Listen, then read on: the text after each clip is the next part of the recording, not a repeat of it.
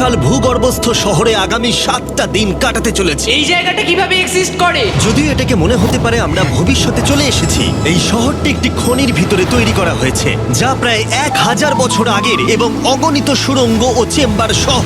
আমরা কি ভয়াবহতার মধ্যে পড়বো কে জানে। এই সিঁড়ি যা এই শহরে নেমে যাচ্ছে এই সিঁড়ির বয়স কত? আমাদের থেকে বয়স্ক। ঠিক আছে, এখন আমরা নিচে আছি। সিলিংটা একবার দেখো কত উঁচুতে। আমরা সবাই এখন 400 ফুট ভূগর্ভস্থ এবং কোনো না কোনো ভাবে এই গ্রামটি বিদ্যমান। এটা দারুণ। দ্বিতীয় বিশ্বযুদ্ধের সময় যখন রোমানিয়ায় বোমা হামলা হচ্ছিল, হাজার হাজার মানুষ এখানে লুকিয়ে থাকতো এবং এখন একগুচ্ছ ইউটিউবার এখানে বাস করবে। এবং শীঘ্রই আমরা রাত কাটানোর জন্য ভালো জায়গা খুঁজে পেলাম। আমাদের এখানে ক্যাম্প করা উচিত। তুমি বস। আমাদের সব জিনিসপত্র ওখানে আছে, তাই হোম বেস সিদ্ধান্ত নিয়ে আমরা আমাদের ব্যাগগুলো ধরতে গেছিলাম এবং আমাদের সম্মিলিত মস্তিষ্কের শক্তি ব্যবহার করে আমরা তাদের ক্যাম্পে নামানোর উপায় আবিষ্কার করেছি। এটা তো অসাধারণ, দারুণ। কিন্তু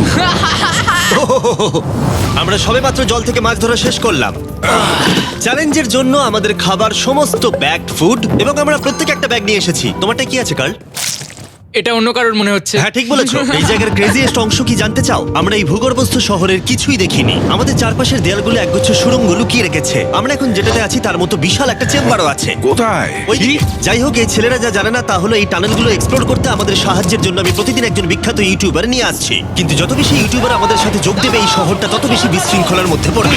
ভাই, তুমি এই মাত্র এখানে এসেছো, বুঝলে? আমরা একটা যুক্তিসঙ্গত সময় ঘুমাতে যাচ্ছি কারণ সকালে আমি একটা বড় সারপ্রাইজ দেব। কি বলছো তুমি?